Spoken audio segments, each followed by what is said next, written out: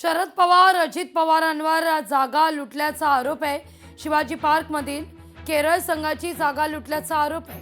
प्रकाश बेलवाडेंचं tweet आहे। प्रकाश बेलवाडे हे Shivaji park असोसिएशनचे पदाधिकारी आहेत। प्रकाश बेलवाडेंनी या सगळ्या प्रकरणी आता आरोप केलेला आहे। शरद पवार आणि अजित पवार यांनी जागा लुटल्याचा आरोप ते करतायत।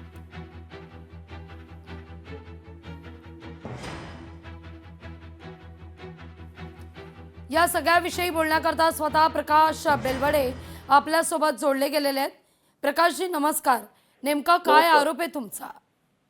शरद पवार 1994 मध्ये महाराष्ट्राचे मुख्यमंत्री असताना त्यांचा एकूणच त्यांचा स्वभाव आपण बघितलेला आहे। जिथं जमीन मोकळी दिसेल ती लाटायची, ही त्यांची डीएनए मध्येच आहे पवार घराण्याच्या। तर त्याचा अनुभव आम्हाला शिवाजी पार्क मध्ये आला। त्यावेळी काही लोक ठरवून तिकडे केरळ संघाचं कार्यालय होतं, त्यांना दिलेलं होतं मुंबई महानगरपालिकेने 1960 पूर्वी। त्या ठिकाणी शरद पवारच्या काही लोकांनी, गुंडांनी काहीतरी शिवसेनेच्या नावावर म्हणा किंवा काहीतरी खोटं नाटक करून तिकडे हल्ले करायला सुरुवात केली, तिकडे अन्न वगैरे फेकायला सुरुवात केली। आणि त्यावेळी मुख्यमंत्री असल्यामुळे शरद पवार पुढे आले, म्हणाले तुम्हाला हा त्रास होत राहणार, त्यांनी खरं मुख्यमंत्री म्हणून संरक्षण दिलं पाहिजे होतं। तर केरळ संघाला सांगितलं हा त्रास होईल त्यापेक्षा मी सांभाळतो, तुमची मायने द्या तात्पुरतं, सगळं शांत झालं की तुम्हाला देतो परत म्हणून। आणि त्यावेळी ती जागा हडपली 1994 ला। तर ती आजतागायत हडपलेली आहे। मुंबई महानगरपालिकेच्या परिपत्रकानुसार जे आमच्याकडे आहेत परिपत्रकांच्या कॉपीज, 1960 नंतर कोणालाही नवीन व्हीएलटी म्हणजे वॅकंट लँड टेनन्सी दिली गेली नाही। आणि 1970 मध्ये सुद्धा कमिशनरने तत्कालीन सहाय्यक आयुक्त मालमत्ता यांनी परिपत्रक काढलेली होती, कोणालाही जागा द्यायची नाही। असं असताना 1994 मध्ये तोंडी आदेशाद्वारे हे कसे काय घुसले त्या ठिकाणी, हा आम्हाला प्रश्न पडला होता। आम्ही चौकशी केली असं यामध्ये सापडलं हे अतिशय अतिक्रमण करून घुसखोरी करून या ठिकाणी घुसलेत।